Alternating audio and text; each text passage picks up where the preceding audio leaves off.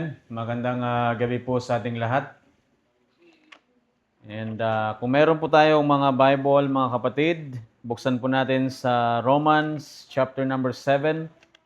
And para matapos natin itong Book of Romans, ngayong gabi pong ito mga minamahal. So Romans chapter number 7, verse number 24 hanggang verse number 25.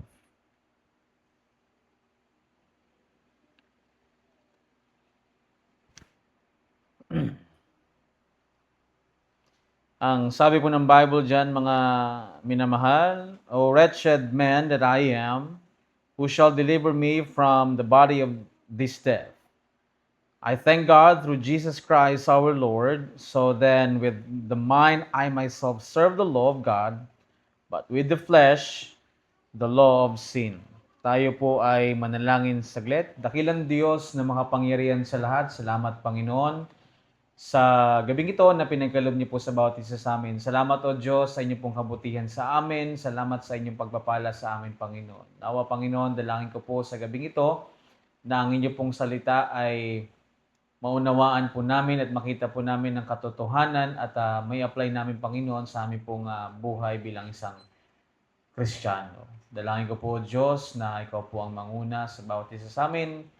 Gamitin niyo po ako bilang isang instrumento na maging daluyan ng pagpapala na nanggaling po sa inyong salita. Sa matamis na pangalan ng aming Panginoong Hesus, Amen at Amen. So muli, magandang gabi po sa ating lahat. And ang ating pong pag-aaralan ngayon, mga kapatid, is a wretched man delivered by God through Jesus Christ. So ang sabi po ng Bible dyan, mga kapatid, O wretched man that I am. So sa atin pong pag-aaral, mga kapatid, ng salita ng Diyos as we study this last two verses of this chapter number 7, dito po sa Book of Romans, mga kapatid, makita po na sana natin ang katotohanan at maintindihan po natin sa atin pong mga sarili at sa atin pong mga buhay, mga minamahal, and the life of others. Mga kapatid, minsan it is nakaka-frustrate na makita natin kung paano po yung mga tao na buhay or yung way po ng living nila sa panahon po ngayon, mga kapatid, na parang minsan yung pakiramdam natin parang it's too much, it's frustrating po, mga kapatid, kung paano po nangyayari ang mga tao. Even, mga kapatid, yung mga kasamahan natin, mga kapatiran natin, mga Kristiyano, mga kapatid, nakakalungkot po yung ganung bagay. Pero, mga kapatid, kung tayo po ay babalik po sa salita po ng Diyos, makikita po natin, maintindihan po natin, mga kapatid, yung mga pangyayari na nangyayari po sa panahon po natin ngayon at kung ano po yung sitwasyon ng isang unbeliever at ano din po ang sitwasyon ng isang Bible-believing Christian. Kaya makita natin dyan, mga minamahal, dito po sa ating pong text sa verse number 24, na sabi ni Apostle Paul na kung ano po tayo, we are wretched, we are wretched. At ang ibig sabihin po niyan, mga kapatid, according po sa Webster 1828, very miserable, sunk into deep affliction or distress, either from what? Anxiety or grief. Number 2, worthless. Yan. So yan po yung ibig sabihin po ng wretched, worthless. And isa po, mga kapatid, despicable, hateful, vile, and contemptible. Parang he was guilty of wretched ingratitude. So, kung naalala niyo po yung kantang Amazing Grace, di ba? Ginamit po yung word po doon na wretch. To save a wretch like me. So, bawat isa po sa atin, mga kapatid, we are this.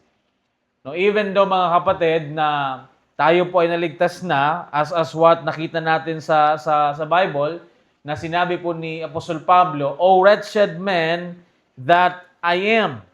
Kaya, mga minamahal, kung atin pong iisipin, bahin po sa human, na lahat po ng ating faultiness, lahat po ng ating kahinaan, sa kasalanan, mga minamahal, na makita mo natin na it's something hard na parang it's sometimes it's hard to measure kasi nga nakaka-frustrate siya mga kapatid. At for sure, alam natin kung ano po yung tama, ano po yung mabuti, at kung paano po mamuhay ng tama, no? Kasi minsan mga kapatid, na kahit na meron na tayong Bible, kahit meron na po tayong scriptures, minsan, ang nangyayari po sa atin, yung direction ng buhay po natin minsan, is nagiging opposite sa atin pong buhay. Amen? Kaya mga kapatid, i-consider natin kung ano bang habits meron po tayo. I-consider ba natin kung gaano ka hindi kaganda or kabad as it was, at kung palagi mga minamahal again and again, and we fall again and again mga kapatid, so that means, ibig sabihin po niyan mga kapatid, that we are wretched. We are wretched, we are wretched men, at kung ano po tayo mga kapatid, as who shall deliver me from the body of sin, of this death. Kaya mga minamahal, we have to consider na tingnan mo yung mga tao, mga kapatid, na fall into addiction and obsession. Now, pag sinabi mong addiction po mga kapatid, whatever it is, whatever that we do, minsan kasi pag pumasok sa atin yung word na addict, your addiction po, minsan ang inisip natin sa mga pinagbabawal na gamot, mga ganon. But mga kapatid, we have so much in addiction sa panahon po natin ngayon. And that is true. And obsession po mga kapatid, it is not about addiction. Hindi lang po siya doon sa addiction in alcohol, sa drugs, or any substance po mga kapatid. Sa panahon po ngayon, marami na pong mga mabubuting tao na na-addict na rin sa mga bagay-bagay. And sometimes, mga kapatid, it destroys our life. It destroys your time management. Amen? And alam ko naman kung ano yung ibig sabihin, alam ko mga minamahal, kung ano yung ibig sabihin ko sa bagay po na yan. Kasi mga minamahal, ang kalaban po ng Bible ngayon, yung cellphone. That's the enemy of the Bible sa panahon po natin ngayon, mga kapatid. Now, we gave so much time sa mga bagay na mga walang kwenta, sa mga bagay na alam natin na hindi nakakatulong sa atin, rather than sa bagay na makaka-help sa atin to grow spiritually. Now, mga kapatid, siguro ng panahon ni Apostle Paul, wala naman siyang ganyan. But he means it when he says that, "Oh, wretched man that I am, who shall deliver me from the body of this?" Sabi niya, kung sino ba yung magdi-deliver sa akin, who's gonna deliver me from the body of this death? And we know, mga kapatid, that it's Jesus Christ. But mga kapatid, addiction and obsessions in everything, it destroys as well our families. Now, being addicted to alcohol, drugs, any substance po mga kapatid, or whatever it is, mga minamahal, it destroys your families. It destroys your future and your lives. Kaya mga kapatid, when it comes to things na meron ka sa panahon ngayon at hindi naman yan totally sana masama, be moderately. Imagine mo mga kapatid, kahit nga yung mga alcohol na yan na nag-a-advertise dyan sa TV, sila mismo nagsasabi, drink moderately. Kaya, let's do things moderately po mga kapatid sa lahat po ng bagay. And you think that kung iniisip mo na magbibigay sa iyo ng something mga kapatid, it will never give you. So, instead of giving a lot of times in everything, just, magbigay po tayo ng mga time sa salita po ng Diyos. Amen? And I know, mga kapatid, na marami kang time sa pag-aaral. Sa pag-aaral po ninyo, you have a lot of time to go for research, assignment, and everything sa school po, mga kapatid, even sa job, even whatever it is. Minsan, mga minamahal, nakakalimutan natin yung salita po ng Diyos. We are so busy sa mga bagay-bagay na meron po tayo, sa mga bagay-bagay na inaasikaso po tayo. But mga kapatid, that's how it is when Paul mentioned about, "Oh, wretched man that I am." Now, mga kapatid, so as we understand that every man is wretched. Every man is wretched indeed. And because of that, mga kapatid, most men, halos lahat po ng tao po mga kapatid, they will choose to do wrong and unwisely na maglilid po sa kanila pong sariling destruction. Amen? Kaya mga kapatid, just let's go for parang ganito.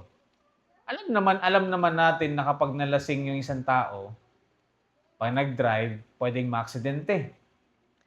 But people will force na, hindi, kaya ko to. Hindi, mag-drive ako. No? So mga kapatid, we know that yung bagay po na yan, it will lead to destruction. Alam naman natin mga kapatid, mga minamahal, na yung pinagbabawal po na gamot is makakasira po yan sa ating buhay, but people still chose to use it. That's how, mga kapatid, tayo po bilang isang tao on how we are miserable, on how we are wretched. Kasi mga kapatid, we try to bring ourselves into our own destructions.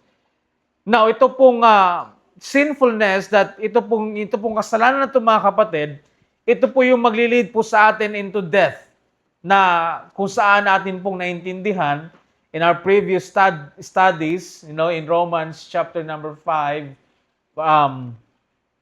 Romans 6:23, di ba? For the wages of sin is death, but the gift of God is eternal life through Jesus Christ our Lord. Ay mga kapatid, kapag hindi po naligtas ang isang tao, then they are going to death in hell. Without people believing the gospel of the grace of God, ito po yung maglilid po sa kanila, because that's the bad news. Kapag hindi po naniwala ang isang tao sa tunay na kaligtasan sa panahon po natin ngayon, and that is why we keep on preaching the gospel of the grace of God for everyone, na maintindihan po natin na ito po yung finished work ng ating Panginoong Jesus, so that people po mga kapatid will definitely maintindihan ang katotohanan. But the problem in our society today, mga kapatid, is that because of being a wretched man, naging ignorant po mga kapatid sa katotohanan. Kung ano po yung mangyayari sa buhay ng isang wretched man na hindi po ligtas, isang wretched man without the gospel. Kasi tayo po mga kapatid bilang isang Kristiyano, don't ever think na hindi ka na magkakasala, don't ever think na hindi ka na malilid into something like damnation. What I mean about that, mga kapatid, yung makakasira sa buhay po natin, yung sisira po sa buhay natin, it doesn't mean na hindi na po tayo kasama or mapabilang sa wretched man. Remember that our flesh is still here. Nandyan pa din yan. At kailangan mo yan mga minamahal na makinig, maintindihan ang salita ng Diyos, so that this will live a life into a holiness and righteousness po mga kapatid. So it's for them that hindi mo nila makita, that wala po silang gospel of Christ, which is the death of Christ for sins, was buried and rose again. It will be destruction para po sa kanila. It will be on hell po sa kanila mga kapatid. It will be the death na ayaw po nating makita or ayaw nilang makita. That is for someone who keeps on rejecting the righteousness of the Lord Jesus Christ through the finished work of the Lord Jesus Christ, who died on the cross for our sins, was buried, and rose again for our justification. Now, if we read, mga kapatid, in Romans chapter number 4, verse number 21, hanggang verse number 25, ang sabi po ng Bible dito, mga kapatid, and being fully persuaded that what he had promised, that he was able also to perform. And therefore it was imputed to him for righteousness, which is the Lord Jesus Christ. It was imputed sa kanya, yung righteousness po mga kapatid, Now it was not written for his sake alone that it was imputed to him, but for us also, para din po sa atin. So kailangan po natin yung righteousness ng Panginoong Jesus po mga kapatid. Because ito po yung katanggap-tanggap sa harapan po ng Diyos. Kaya mga kapatid, kahit ilang beses mong tanggapin yung Diyos sa iyong puso, papasukin mo yan sa puso mo mga kapatid, kapag mali po yung gospel, hindi ka po tatanggapin ng Diyos. The only thing that God can accept a wretched man is through sa righteousness ng Panginoong Jesus. Amen. So ibig sabihin po mga kapatid, kailangan ng isang tao na maniwala sa kanyang ginawa doon sa krus ng Kalbaryo para makatanggap po siya ng righteousness na nanggaling po sa Panginoong Jesus. Now, ang sabi dyan, not but for us also, to whom it shall be imputed if we believe on Him, that raised up Jesus our Lord from the dead, who was delivered for our offenses and was raised again for our justification. Amen? So by that mga kapatid, even ito po yung kaibahan kasi mga kapatid ng wretched man na sinasabi ni Apostle Paul na siya yun, and who shall deliver me from the body of the sins of death. Of course mga kapatid, if the moment we believe on that, we are still wretched men because the flesh is still here. But again, we were going to heaven because of the righteousness na natanggap natin the moment we believe the finished work of the Lord Jesus Christ. Now, Romans chapter number 5, verse number 8, na ang sabi dyan mga kapatid, mga minamahal, but God commended His love toward us in that while we were yet sinners, Christ died for us. Much more, being now justified by His blood. Amen. So, ang isang tao po mga kapatid, ma-justified lang siya through the blood of the Lord Jesus Christ. And without Christ, mga kapatid, dying for us, we will never receive justification and even righteousness po mga kapatid. We shall be saved from wrath through Him. For if when we were enemies, kita mo kapatid? We were enemies. We were reconciled to God by the death of His Son. Much more being reconciled, we shall be saved by His life. Kaya mga kapatid, if somebody don't believe regarding of kung ano po yung ginawa ng Panginoong Jesus, doon po sa krus ng Kalbaryo, hanggang ngayon po mga kapatid, he's still wretched man o wretched man na sinabi sa ating pong text mga kapatid. Who shall deliver me from the body of this death? Kaya mga kapatid, imagine that hindi po nila matanggap na yung ginawa ng Panginoong Hesus ay sapat na. So mananatili po silang unrighteous. Mananatili po silang wretched men that they were. And salamat sa Diyos po mga kapatid because we understood that God accepted us through His beloved, through the Lord Jesus Christ's finished work. And by that mga kapatid, we have a confidence not because of what we can do. We have the confidence because Jesus Christ did it for us. Dahil ginawa po ng Panginoon yung dapat niyang gawin, doon po sa krus ng Kalbaryo para po tayo ay maligtas so that we can be delivered from the body of this death. Kasi mga kapatid, this body will be, mamamatay talaga yan. Hindi mo yan pwedeng sabihin na mamumuhay ka habang buhay. Sa movie lang yung merong immortality mga kapatid. Sa totoong buhay, wala pong immortal po sa atin at lahat po tayo mamamatay dahil po lahat po tayo ay makasalanan. At nangangailangan tayo mga kapatid ng Panginoong Hesus na kailangan maniwala po tayo sa Kanya. Amen?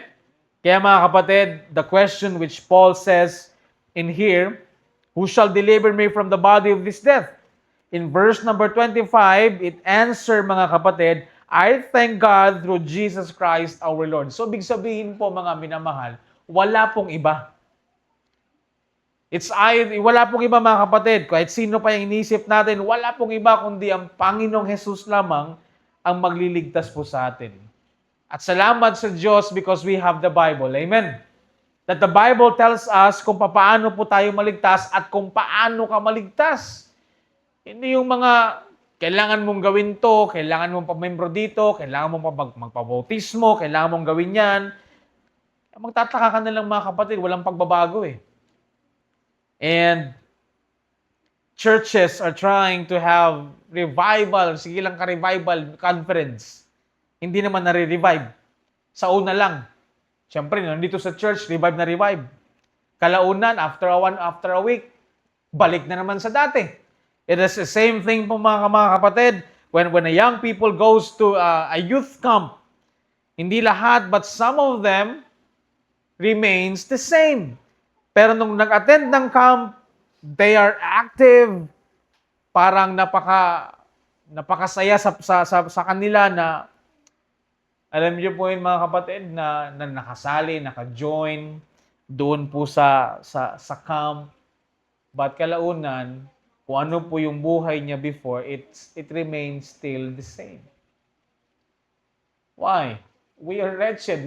Maybe we're not saved. Maybe we don't understand what is the gospel. Kaya mga kapatid, that's why we never stop telling you about that Christ died for our sins, was buried, and rose again. Because ito lang po mga kapatid, yung magdi-deliver po sa atin, ito dahil po dito sa ating pong katawan na mamamatay.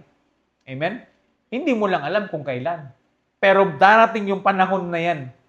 Kaya wag nating sayangin mga kapatid, yung buhay po natin na kung ano-ano po yung ginagawa natin. Wag po natin sayangin yung buhay po natin mga minamahal na hindi po tayo nakapaglilingkod sa Diyos. Amen? Na hindi ka makapakinig ng salita ng Diyos. Wag po tayong maging easy-go-lucky po mga kapatid. Kaya nga it is important po na makapakinig tayo ng mga preachings and something like a teachings po na tinuturo po sa atin. Amen? And there's no guarantee na maaalala mo itong gabi na to after 3 years. After 5 years. Hindi mo to maaalala. It is the same thing na hindi mo maalala kung ano yung ginawa mong assignment nung grade 1. Nung grade 2 ka. Nung grade 5 ka. Nung unang pasukan. It is the same thing like that. Hindi mo yan siya maaalala. But the moment that we keep on reading, that we keep on listening, that we try to understand what was written in the Word of God, it will remain here sa ating pong puso po mga kapatid, and it will goes up into our mind, at makakaya po natin makapag-share. So that is why it is very important na makinig po tayo. It is very important na magbasa po tayo ng salita ng Diyos. It is very important that you have to pay attention po mga kapatid, because our body of the sins of the flesh will never go kung ano po dapat ang sabihin ng Bible. It will always go on the opposite thing. But salamat sa Diyos. Amen. Na kahit ano pong bagay na meron po tayo, ano po tayo na makasalanan po tayo mga kapatid, na ang Panginoong Jesus, na ang Panginoon in Christ made the payment for our sins.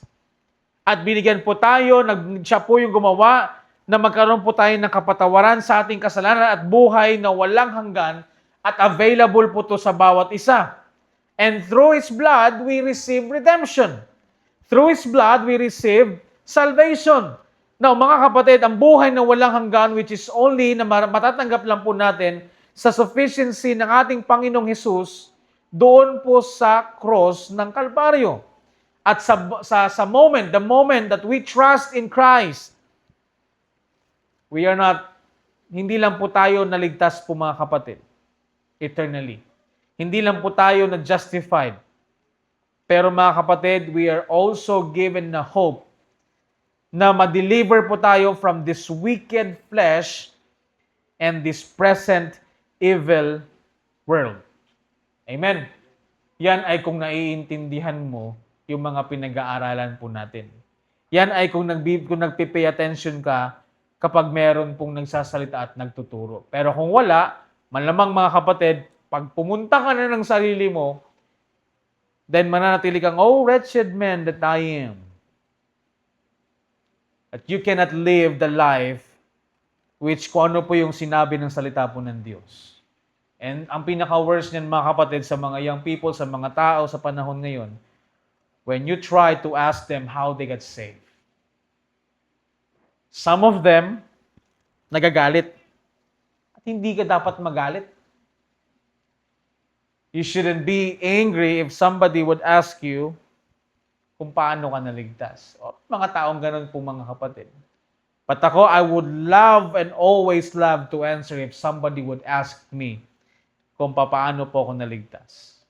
Because I can really appreciate kung ano po yung ginawa ng Panginoon sa buhay ko. Because this man is a wretched man. But God, through Jesus Christ, saved this man.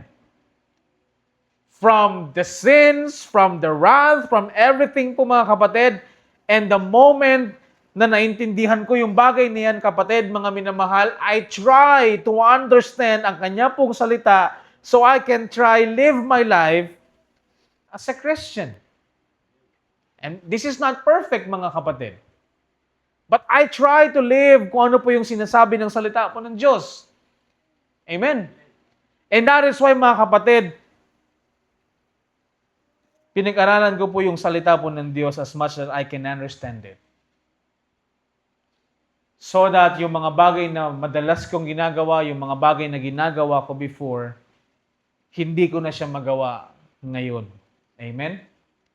So mga kapatid, you cannot change yourself unless you understand the truth from the Word of God. Amen? Kung hindi mo kayang tanggapin sa sarili mo na masamang tao to, mahihirapan ka mga kapatid. Because when we understand how Paul mentioned and even sinasabi niya sa mga previous na mga verses na sinasabi niya that in my flesh dwelleth no good things. Evil is present with me. Kung hindi mo yan kayang tanggapin mga kapatid, you will never know how to understand at kung paano po labanan yung mga bagay po na yan. Imagine mo mga kapatid kung si Paul nga tanggap niya tapos ikaw hindi. Imagine mo mga kapatid kung si Paul tinatanggap niya na he was a wretched man. At he was thankful to God through Jesus Christ our Lord. So then, with the mind, I myself serve the law of God. But with the flesh, the law of sin. Amen? So Paul stated in Galatians chapter number 1, verse number 3 and 4, na we can be, tingnan natin mga kapatid. Galatians chapter number 1, verse number 3 hanggang verse number 4.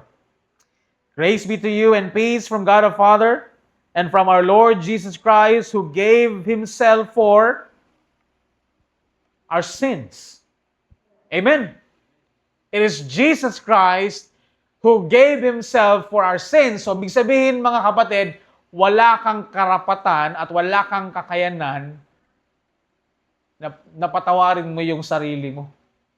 At para mapagtakpan mo yung kasalanan mo mga kapatid. Hindi mo yung kayang gawin sa harapan po ng Diyos. Amen? Who shall give Himself for our sins that He might deliver us from this present evil world according to the will of God and our Father. Kaya mga kapatid, hindi ka lang po dineliver sa wrath na parating. Hindi ka lang po niligtas ng Panginoon. At magkaroon ka ng buhay na walang hanggan. Dapat maintindihan natin, we are also delivered from this present evil world according to the will of God and our Father. Amen? So Paul show us na ang atin pong hope, ang atin pong pag-asa, who shall deliver us from this body, from the body of this wretched flesh. Paul says, it is the Lord Jesus Christ. Kaya mga kapatid, if somebody would come to you at magsasabi sila na ito yung makakapaligtas sa iyo. If it is not the finished work of the Lord Jesus Christ, kung hindi yan sa pamamagitan ng ginawa ng Panginoong Hesus dun sa krus ng Kalbaryo, mga kapatid, huwag mo silang tanggapin. Amen? Mas maganda kung may bigyan mo sila ng katotohanan at makita nila ang katotohanan sa salita po ng Diyos. Because ang katotohanan, mga kapatid, is that Christ saved us from everything that we need. Na lahat po ng kailangan ng isang tao, binigay ng Panginoon. He saved our soul and also putting off the body of the sin of the flesh by the circumcision of Christ according sa Colossians, and it was Paul also na sinabi niya yung bagay na yan. As the same as well that save us from the power of sin, na habang nandito pa tayo sa mortal bodies na patay sa kasalanan. But mga kapatid, salamat sa Diyos because we live by the faith of Christ. Amen? Kaya maintindihan natin ito, mga kapatid. Dapat makita po natin itong katotohanan na ito. Kasi pag hindi mo ito makita, mga kapatid, baka hanggang ngayon, hindi ka pa handa. Hindi ka pa handa na baguhin yung sarili mo. Amen? Because Christ gave us whatever, everything that we need. And the Bible will always there para baguhin po tayo, mga kapatid. And what we need, one thing, is mabuhay po tayo sa pananampalataya ng Panginoong Hesus. A blessed day shall come. And everyone is waiting for that. I am waiting for that. Amen? Ikaw ba, lagi ka bang nakatingala sa langit at naghihintay sa pagpapakita ng Panginoon? And as what we see, na sa ngayon po, mga kapatid, mayroon silang ipinapasang bill or law. Tawag nilang Charmaine Law. It's about the LGBTQ. Para yun sa kanila. So that parang, kung hindi ako nagkakamali, you can correct me if I'm wrong, parang wala nang mag-aano ng gender mo. So even sa birth certificate mo, pag pinanganak ka or pag lumaki, kung gusto mong palitan, wala na yun, mga kapatid. Okay lang yun. But ako, mga kapatid, siguro wala naman ako magagawa sa bagay na yan. And kapag pinirmahan niya ng mga senado, pinirmahan ng presidente, magiging batas yan, wala ka namang magagawa. And that is why, mga kapatid, I always look for that blessed hope. That blessed day. That someday, mga kapatid, our mortal bodies, which is dead to sin, will be changed.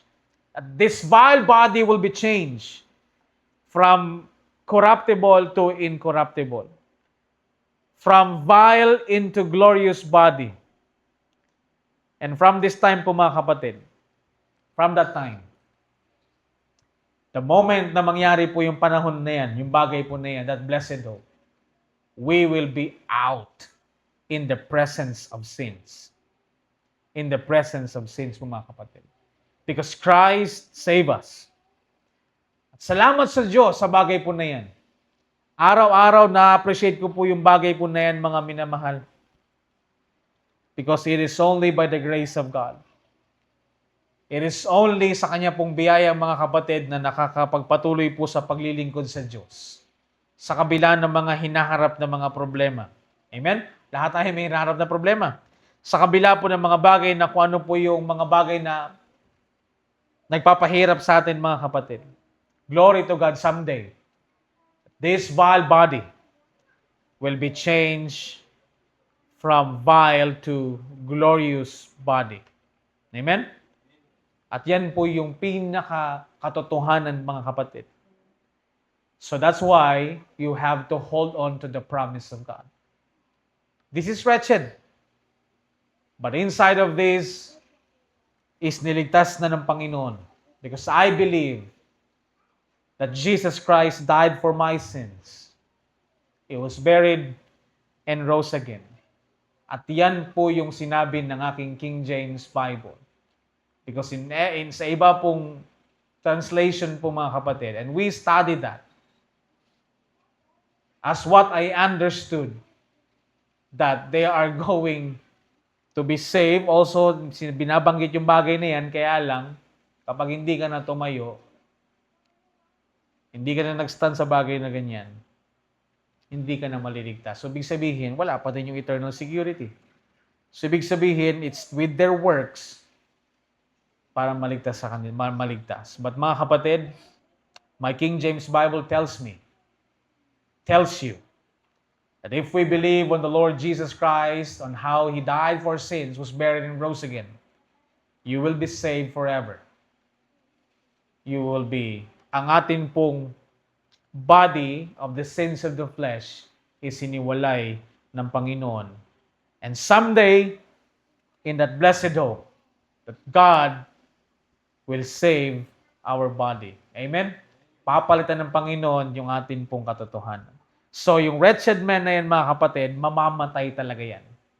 Mawawala talaga yan. At hindi po yan, wala pong makakaligtas sa bagay po na yan. But, kung ang isang wretched man is nakananiwala sa ginawa ng Panginoong Jesus, then he is saved and we will be with the Lord forever. So mga kapatid, are you thankful to God? Imagine mo na itong body na to, tinutulak tayo palagi sa kasalanan. Itong katawan na to, laging ang gusto niya is maging opposite sa dapat mong ginagawa. Are you thankful to God? Every day? Do you appreciate the grace of God sa buhay mo? Or baka parang minamani-mani mo lang? You have to understand it deeply po, mga minamahal. So that when you understood it deeply, you will serve Him with all your life. Believe you me, mga kapatid. Don't wait for a time na bibigyan ka pa ng turning point ng Panginoon para lang maglingkod sa Kanya. The moment you understand what He did for you, ibibigay mo talaga yung buhay mo sa Kanya. Ibibigay mo yung buhay mo sa Kanya, mga kapatid. Kahit ano pang mangyari yan, because what He did, this is wretched. Sira ito. Wala tong kwenta, mga kapatid. Nagkaroon lang po yan ng value because Christ's righteousness is in here. Amen? Nandahil lang yan sa Panginoon. Kahit sino pa yan mga tumayo dyan, mga kapatid, wala po tayong pwedeng ipagmayabang. Kasi lahat tayo tumatayo sa biyaya po ng Diyos. And we live by the faith of the Son of God. Amen? Kaya sinasabi ko sa iyo, mga kapatid, if you understand it deeply, you will give your life to Him. Because you know that if we labor in vain, it means that hindi mo ginagawa yung tama.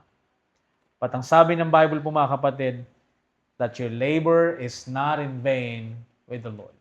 So be steadfast, unmovable, always abounding in the work of the Lord.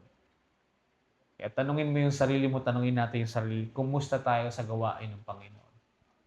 Amen? Mga kapatid, again, as for us to need to understand, this wretched man is delivered by God through Jesus Christ's finished work on the cross. Amen? And we can say we are saved. Even we are wretched, but Jesus Christ saved us. Tagilang Diyos na makapangyarihan sa lahat. Salamat, Panginoon, sa kabutihan niyo po sa amin. Salamat, Panginoon, sa inyo pong biyaya. Lord, thank you for saving us. Thank you for dying on the cross for our sins. And you was buried and rose again for our justification. Wala po kaming ibang dapat paglingkuran kundi kayo lamang, Panginoon. Maraming salamat because hindi po namin kayang iligtas yung sarili namin, but nandyan ka, Panginoon, para magbigay po ng salvation sa bawat isa. Pagpalain niyo po yung bawat isa sa amin, sa matamis na Panginoon Jesus, namin tagapagligtas. Amen at amen. God bless you. And balik po natin kay Brother Julius para sa atin pong closing hymn and closing prayer.